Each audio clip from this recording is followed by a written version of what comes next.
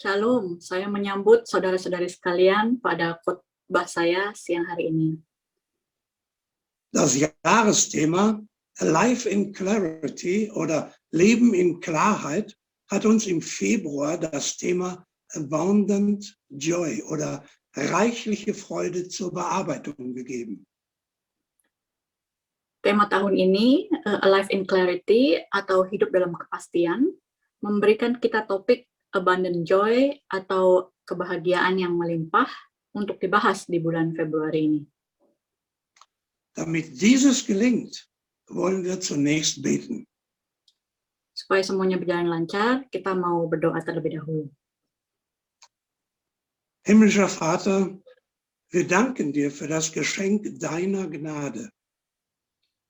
Allah Bapa di surga, kami bersyukur untuk hadiah anugerah-Mu.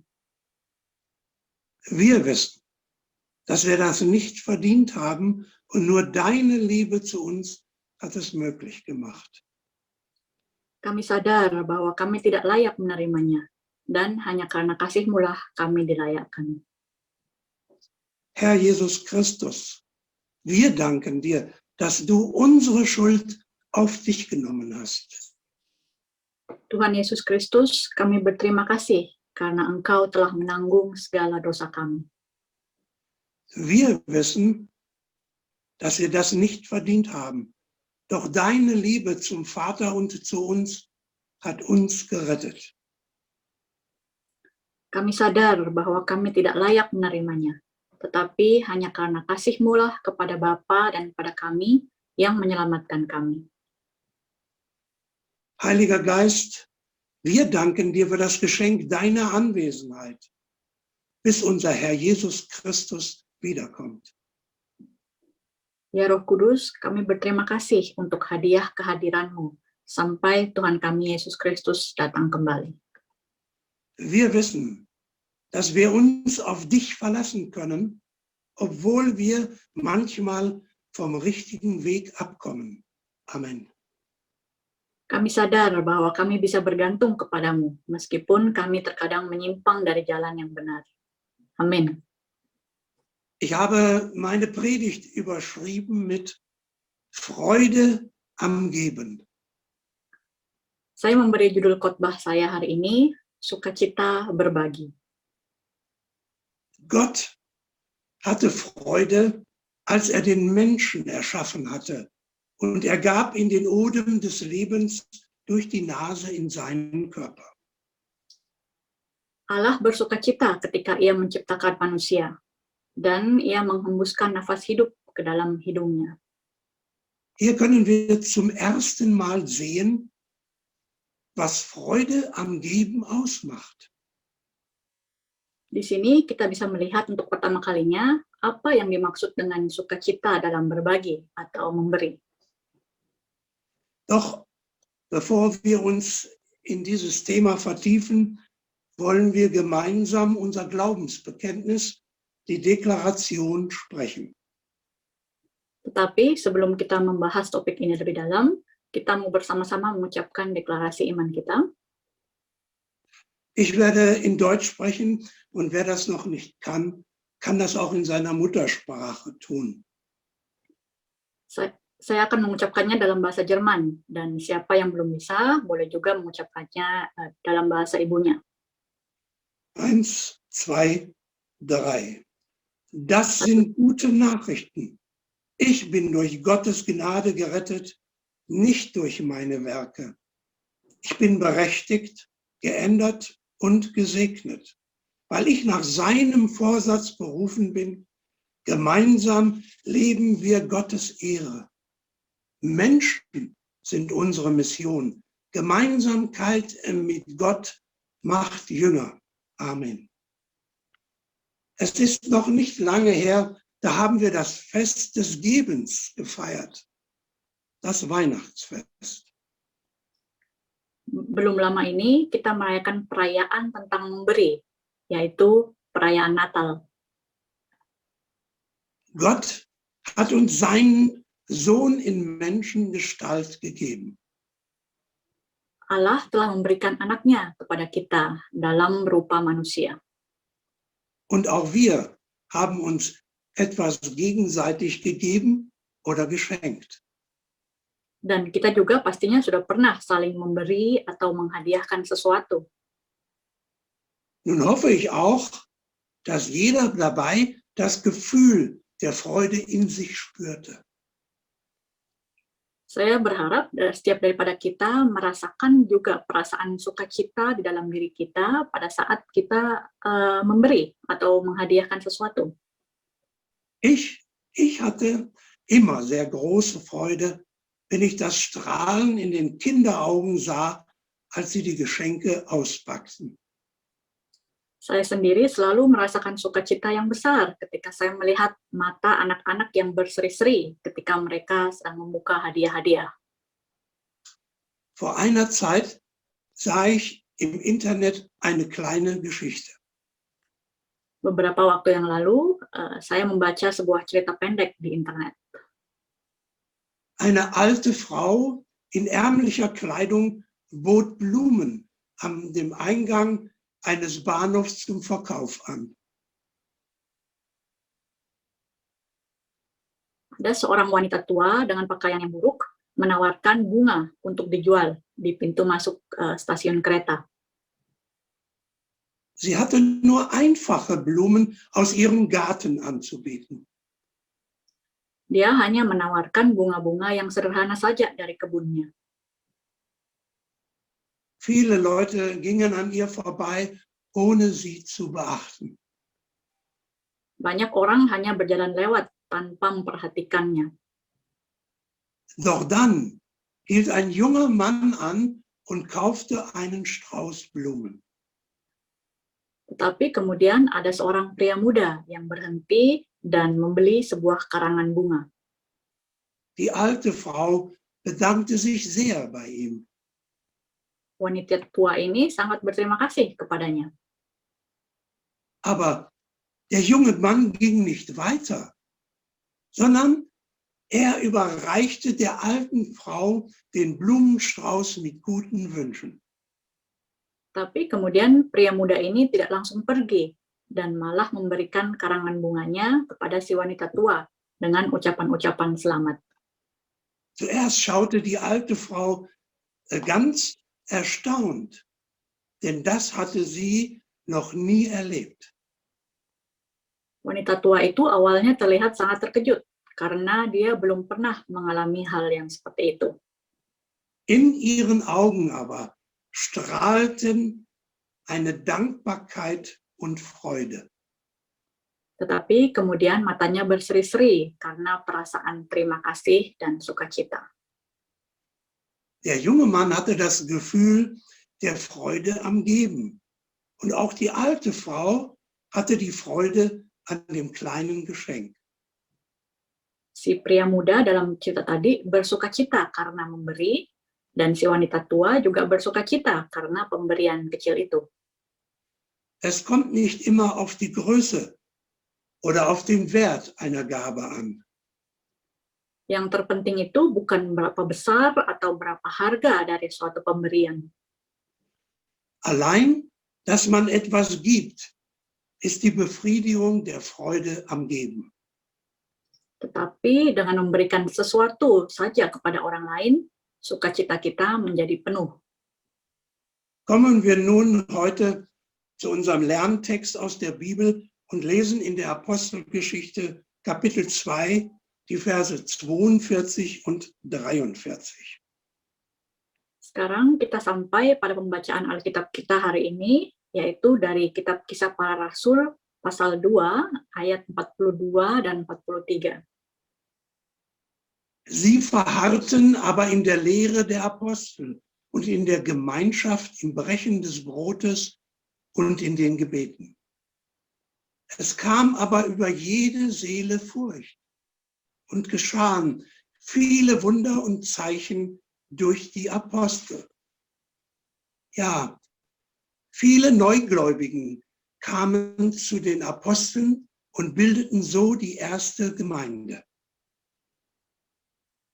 Ya, banyak orang yang baru bertobat bergabung kepada para rasul dan dengan begitu membentuk suatu jemaat mula-mula. Menschen mit verschiedener Herkunft und Beruf. Orang-orang dengan latar belakang dan pekerjaan yang berbeda-beda. Da waren die Apostel, da waren Kaufleute, Fischer, der Arzt Lukas, Bauern und andere. Ada para rasul sendiri, ada juga pedagang, nelayan, dokter Lukas, dan petani. Alle hatten eigene Vorstellungen und wie jeder Mensch Vorlieben und auch Abneigungen. Mereka punya pendapatnya masing-masing, dan seperti setiap manusia lainnya, mereka mempunyai hal-hal yang disukai dan yang tidak disukai. Das Zusammenleben war sicher nicht immer einfach. Hidup bersama-sama tentunya tidaklah mudah. Aber sie blieben beisammen in der Lehre der Apostel. Tetapi mereka tetap bersekutu di dalam pengajaran para rasul. Der deutsche Philosoph Arthur Schopenhauer erzählte folgende Fabel. Ahli filsafat asal Jerman yang bernama Arthur Schopenhauer pernah menceritakan kisah berikut. Eine Gruppe von Stachelschweinen drängte sich in der kalten Winterzeit zusammen. Sekelompok landak sedang berkerumun bersama pada suatu musim dingin. Sie wollten sich gegenseitig wärmen und vor dem Erfrieren schützen. Mereka berusaha untuk saling menghangatkan dan melindungi diri supaya tidak beku. Jedoch sie spürten gegenseitig die Stacheln und so entfernten sie sich immer wieder.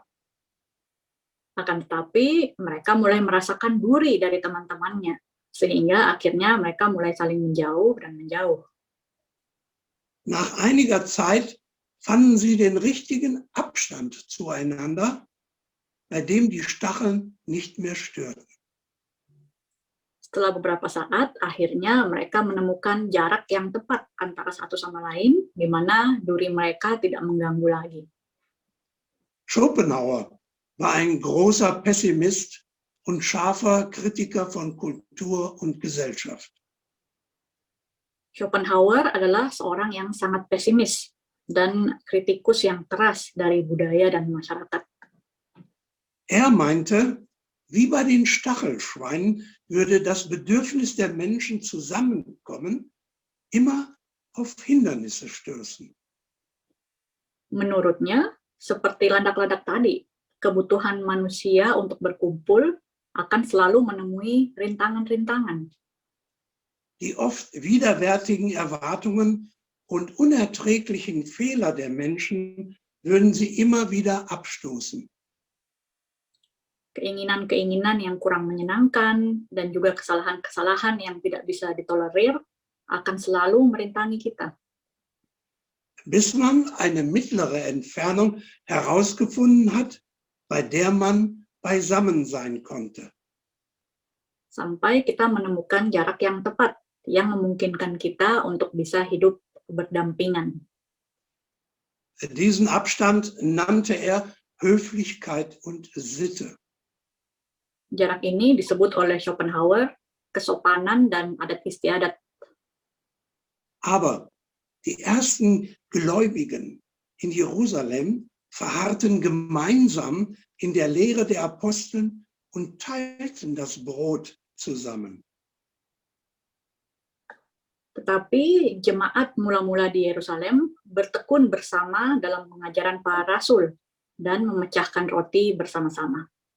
Die Lehren von Jesus Christus hielten sie eng beieinander und die Eigenschaften störten sie sich nicht. Ajaran Yesus Kristus membuat mereka tetap dekat satu sama lain, dan keunikan masing-masing orang tidak mengganggu mereka. So können auch wir im Glauben an Jesus Christus in unserer Gemeinde eng zusammenstehen. Begitu pula seharusnya kita di dalam iman kita kepada Yesus Kristus bisa berdiri rapat di dalam jemaat kita.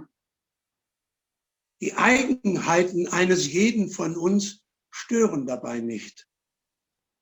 Keunikan dari setiap kita seharusnya tidak mengganggu kita. Der gemeinsame Glauben und Jesus Christus im Mittelpunkt lässt uns aufeinander zukommen und der Glaube schützt uns wie ein Schild nach außen hin. Kesatuan iman kita dan Yesus yang berada di pusat jemaat kita memungkinkan kita untuk saling mendekat, dan iman itu yang melindungi kita seperti perisai ke arah luar. Lesen wir nun weiter in der Apostelgeschichte Kapitel 2, die Verse 44 bis 47. Kita mau baca lebih lanjut di Kisah Para Rasul pasal 2 ayat 44 sampai 47. Alle gläubig gewordenen aber waren beisammen und hatten alles gemeinsam. Und sie verkauften die Güter und die Habe und verteilten sie an alle, je nachdem einer bedürftig war. Täglich verharrten sie einmütig im Tempel und brachen zu Hause das Brot, nahmen Speise mit Jubel und Schlichtheit des Herzens. Der Herr aber tat täglich hinzu, die gerettet werden. Ja, in dieser Gemeinschaft lebten sie zusammen und teilten alles miteinander. Ya, di dalam komunitas ini mereka hidup bersama-sama dan saling berbagi satu sama lain. Sie verkauften ihren Besitz und teilten den Erlös mit denen, die bedürftig waren. Mereka menjual harta milik mereka dan membagikan hasilnya kepada yang memerlukan. Diese erste Kommune hielt aber nicht lange. Tetapi komunitas mula-mula ini tidak bertahan lama. Da der Erlös sich mit der Zeit aufbrauchte und nichts mehr erwirtschaftet werden konnte, verarmte die Gemeinde.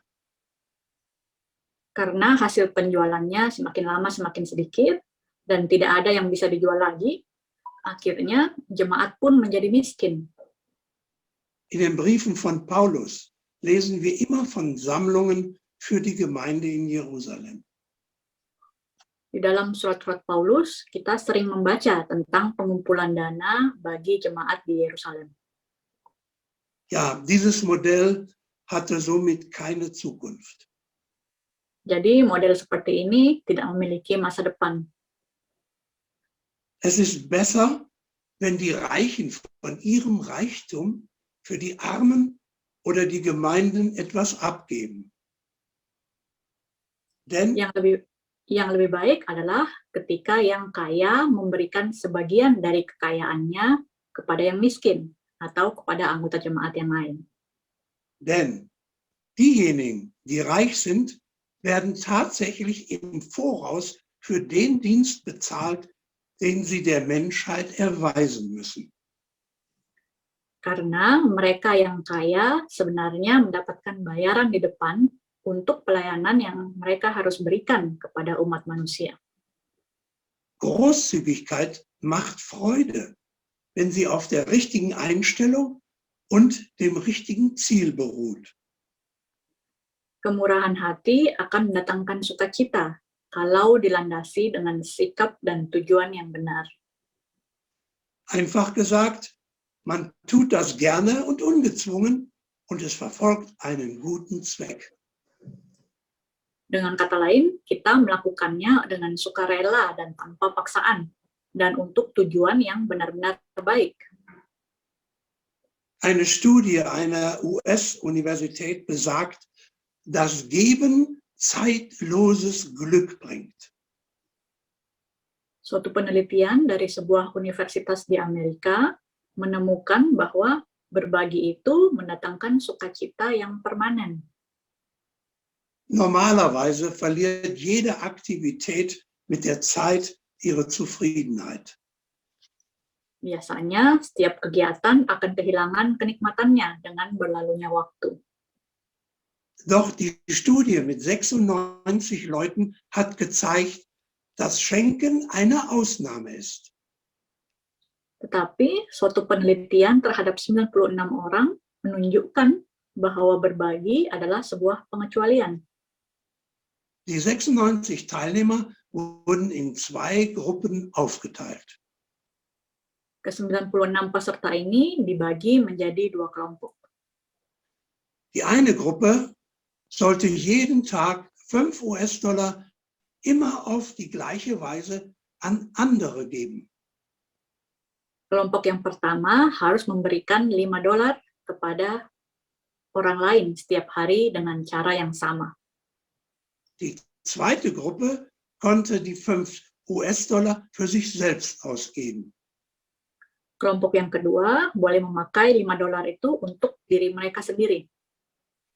Jeden Tag wurden alle Teilnehmer der Studie über ihr Glücksgefühl befragt.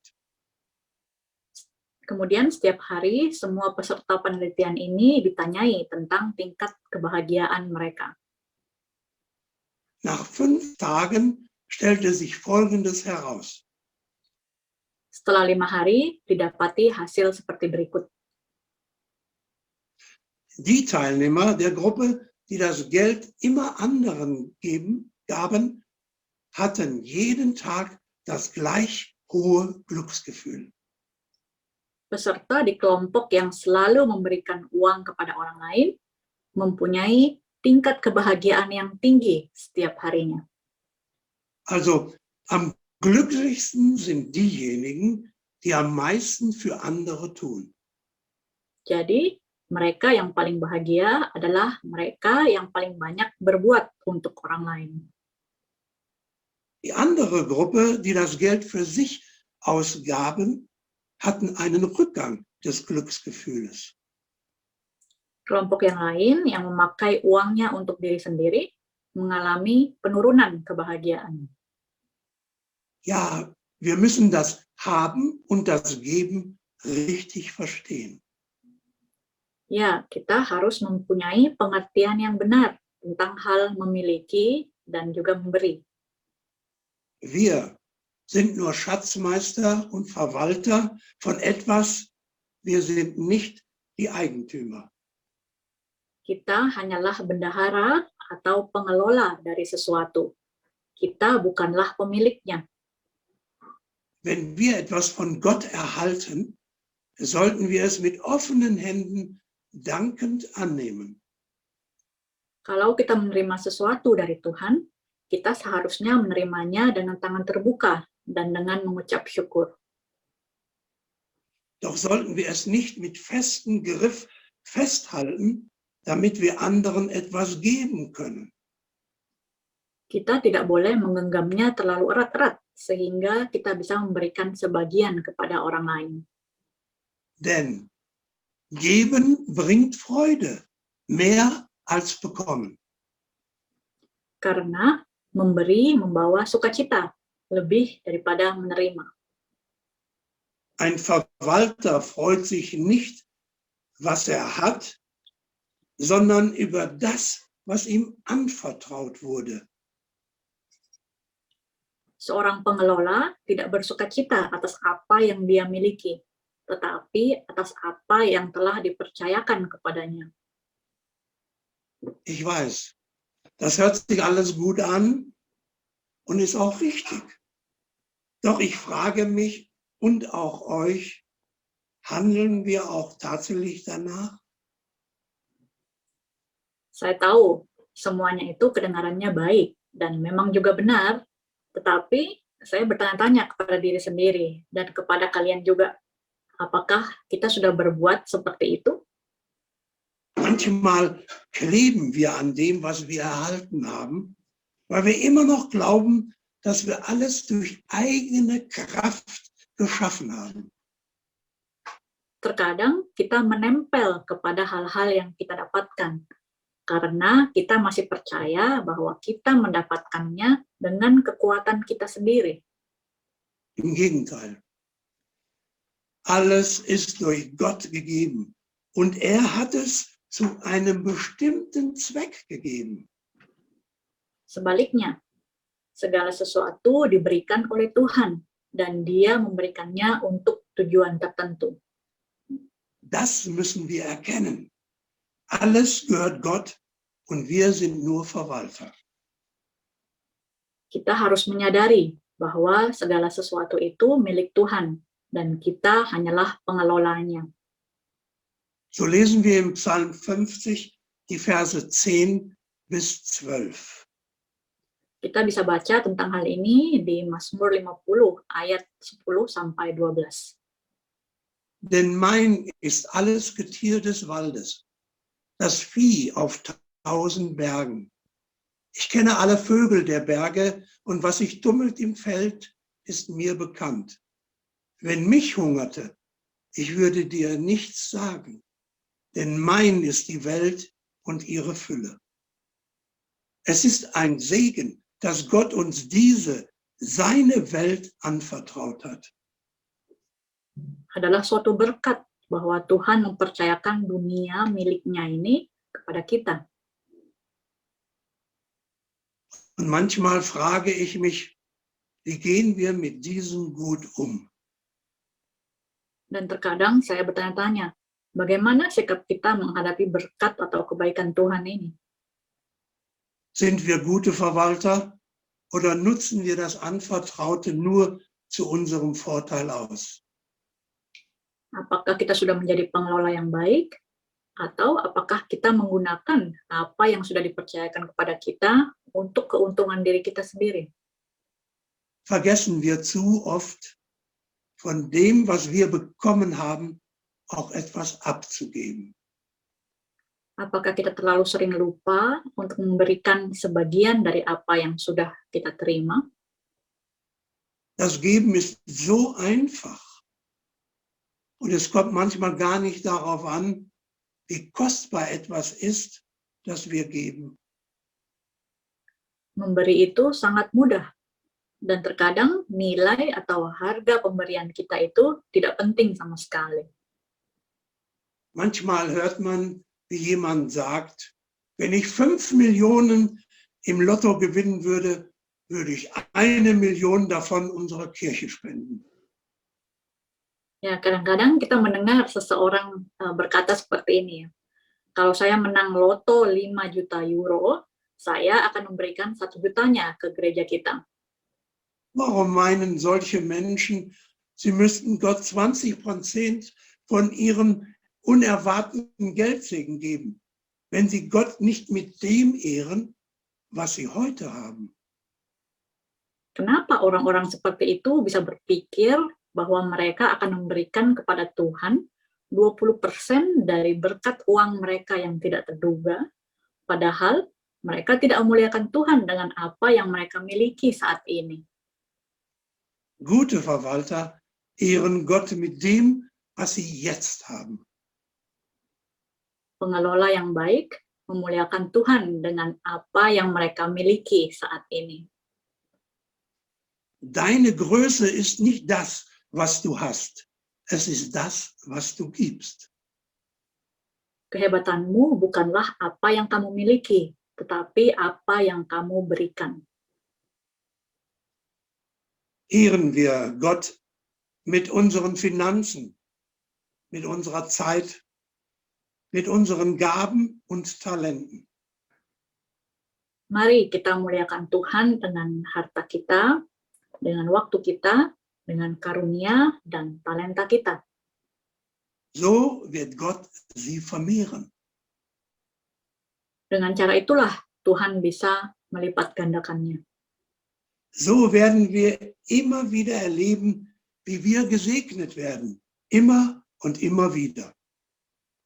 Dengan cara itu juga kita bisa terus-menerus mengalami berkat yang dari Tuhan, lagi dan lagi. Gesegnet, weil wir geben, gesegnet, zu geben. Diberkati karena kita memberi, diberkati untuk memberi. Wir müssen nicht immer finanzielle Spenden geben. Kita tidak harus selalu memberi secara finansial. Es können auch einfache Dinge sein. Bisa juga berupa hal-hal yang sederhana. Wie zum Beispiel jemandem Ratschläge geben, ihn mit Essen unterstützen oder ihm Unterkunft geben. Seperti misalnya memberikan nasihat kepada seseorang, menolongnya dengan makanan, atau memberikan tempat tinggal. Oder die eigene Arbeitskraft und Hilfe zur Verfügung stellen. Atau menawarkan tenaga dan bantuan kita sendiri. Einfach für jemanden da sein, der in Not ist. Cukup dengan berada bersama-sama dengan orang yang sedang dalam kesusahan. Die besten Beispiele haben wir nach der Flutkatastrophe im Ahrtal und an der Erft gesehen. Contoh-contoh yang paling baik sudah kita lihat setelah bencana banjir bandang di Ahrtal dan di Sungai Erft. Ohne Aufforderung haben Menschen dort anderen Hilfe gegeben. Tanpa diminta, orang-orang di sana memberikan bantuannya. Denn das Geheimnis des Lebens ist das Geben. Karena rahasia hidup adalah memberi. Und deshalb seien wir immer füreinander da, nicht nur in der Zeit der Not. Itulah mengapa sebaiknya kita selalu ada untuk satu sama lain, bukan hanya dalam kesusahan saja. Gott hat uns gesegnet und erwartet, dass wir seinen Segen weitergeben. Tuhan sudah memberkati kita, dan Dia berharap supaya kita menyalurkan berkat-Nya. Wenn wir im Namen des Herrn einen Segen aussprechen, sollten wir auch den Segen mit Inhalt füllen. Saat kita mengucapkan berkat buat orang lain dalam nama Tuhan, kita juga sebaiknya mengucapkan berkat yang ada esensinya. Nicht nur einfach sagen, Gott segne dich oder schreiben GBU. Tidak hanya sekedar mengatakan Tuhan memberkati atau menulis GBU. Besser ist es, den Segen auch auszuformulieren. Lebih baik kalau berkatnya dijelaskan lebih lanjut. Zum Beispiel, Gott segne dich und deine Familie mit Gesundheit. Contohnya, Tuhan memberkatimu dan keluarga dengan kesehatan. Oder Gott segne dich mit Kraft und Mut, um die Aufgaben zu meistern. Atau Tuhan memberikan kepadamu kekuatan dan keberanian untuk menyelesaikan tugas ini. Oder Gott segne dich mit beruflichem Erfolg. Atau Tuhan memberkatimu dengan kesuksesan dalam karir. Gott segne und beschütze dich auf deiner Reise in die Heimat und so weiter und so weiter. Tuhan memberkati dan melindungimu dalam perjalanan pulang ke tanah air, dan lain sebagainya, dan lain sebagainya. Der Segen sollte also nicht einfach nur dahingesprochen werden, sondern muss mit Inhalt gefüllt sein. Jadi suatu berkat sebaiknya tidak sekedar diucapkan begitu saja, tetapi juga harus mengandung makna. Man muss den Besitz des Segens verstehen. Kita harus memahami kepemilikan berkat. Der Segen ist also auch eine Form des Gebens. Jadi memberkati juga adalah salah satu bentuk berbagi. Wir sollten immer an die Worte unseres Herrn Jesus Christus denken, wie er selbst gesagt hat, geben macht glücklicher als nehmen. Kita harus selalu mengingat perkataan yang diucapkan Tuhan Yesus sendiri. Adalah lebih berbahagia memberi daripada menerima. Das steht in der Apostelgeschichte, Kapitel 20, Vers 35. Nah, ini tertulis dalam Kisah Para Rasul 20 ayat 35. Ja, zum Abschluss möchte ich auf eine besondere Form des Gebens hinweisen. Sebagai penutup, saya mau menyebutkan suatu bentuk istimewa dari berbagi. Es ist eine Art des Gebens, die nicht leicht fällt und vielen Kopfschmerzen bereitet. Ini adalah suatu cara berbagi yang tidak mudah dilakukan dan membuat banyak orang sakit kepala. Ich meine nämlich das Vergeben. Yang saya maksudkan adalah pengampunan. Warum tun wir uns so schwer, anderen ihre Schuld gegen uns zu vergeben? Mengapa begitu susah bagi kita untuk mengampuni kesalahan orang lain kepada kita? Ich meine, nicht nur einfach sagen, ich vergebe und verzeihe dir. Maksud saya bukan hanya sekadar mengatakan, ya saya mengampuni dan memaafkan kamu. Tun wir das nur mit dem Mund oder kommt es aus unserem Herzen?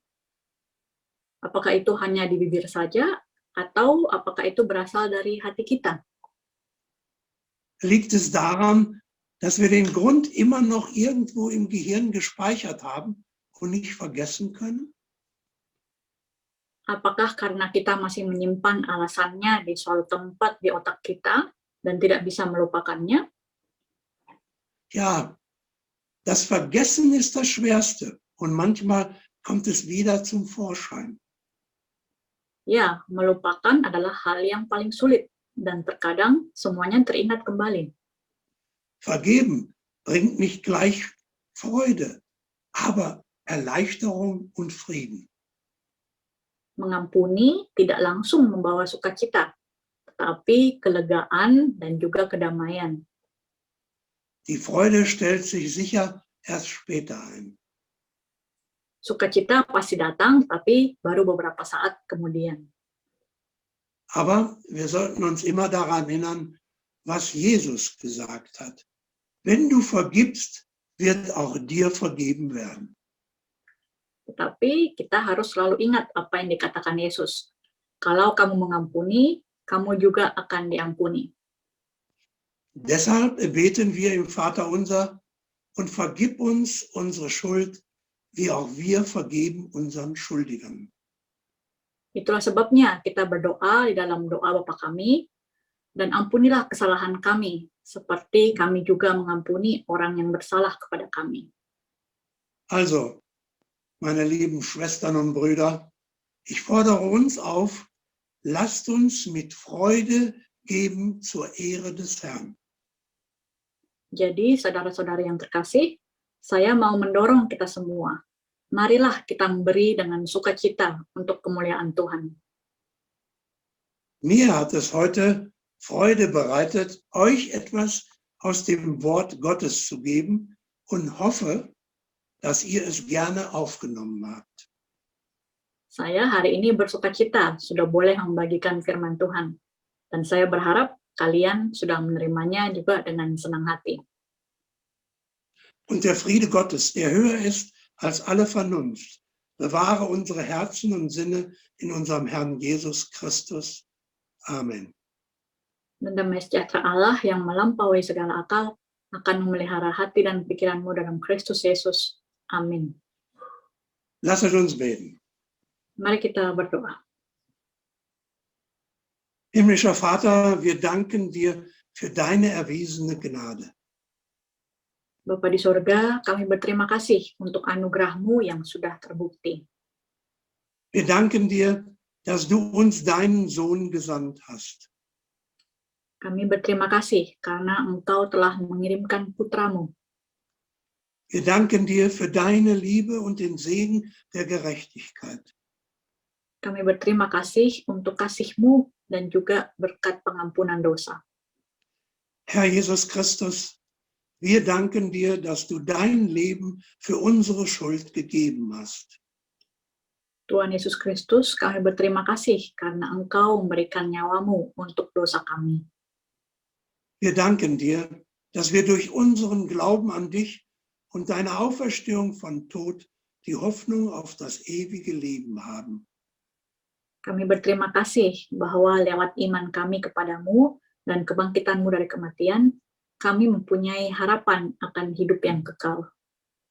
Heiliger Geist, Wir danken dir für deine ständige Bereitschaft. Ya Roh Kudus, kami berterima kasih untuk pertolongan-Mu yang selalu tersedia. Lass uns erkennen, dass wir nur Verwalter aller Dinge sind, die wir in unserem Leben durch Gott erhalten haben. Biarkan kami menyadari bahwa kami hanyalah pengelola dari segala hal yang Tuhan berikan dalam kehidupan kami. Hilf uns, den Egoismus in uns zu überwinden und so beim Geben an andere das Glücksgefühl und die Freude darüber erleben können. Bantulah kami untuk mengatasi perasaan egois di dalam diri kami, dan dengan demikian bisa mengalami kebahagiaan dan sukacita di dalam berbagi. Herr, vergib uns unsere Schuld, wie wir auch vergeben unseren Schuldigern. Tuhan, ampunilah kesalahan kami, seperti kami juga mengampuni orang yang bersalah kepada kami. Wir wollen unsere Opfergaben, die Spenden, den Zehnten, die Kollekte mit freudigem Herzen geben. Kami mau memberikan persembahan kami, sumbangan, perpuluhan, kolekte dengan hati yang gembira. Wir wollen deinen Segen an andere weitergeben und so den Vater ehren. Kami mau menyalurkan berkat-Mu kepada orang lain, dan dengan begitu memuliakan Bapa. Segne jeden, der aus freien Stücken Geberlaune zeigt. Berkatilah kiranya setiap orang yang memberi dengan murah hati dan dengan sukarela. Herr, wir bitten dich, lass diese Zeit der Pandemie ein Ende finden und lass alle Infizierten wieder gesund werden. Tuhan, kami memohon kepadamu, biarlah masa pandemi ini bisa berakhir, dan biarlah semua orang yang terinfeksi menjadi sembuh kembali. Hilf auch allen anderen Kranken und Verletzten zur Genesung. Bantulah juga semua yang sakit dan terluka untuk pulih kembali. Segne und beschütze deine Gemeinde IFGF Düsseldorf vor allem Übel und Angriffen. Berkatilah dan lindungilah jemaat IFGF Düsseldorf dari semua kejahatan dan serangan. Im Namen von Jesus Christus, unserem Herrn. Halleluja. Amen. Dalam nama Tuhan kami Yesus Kristus, haleluya, amin. I sing praises to your name, oh Lord, praises to your name, oh Lord, for your name is great and worthy to be praised. I give glory to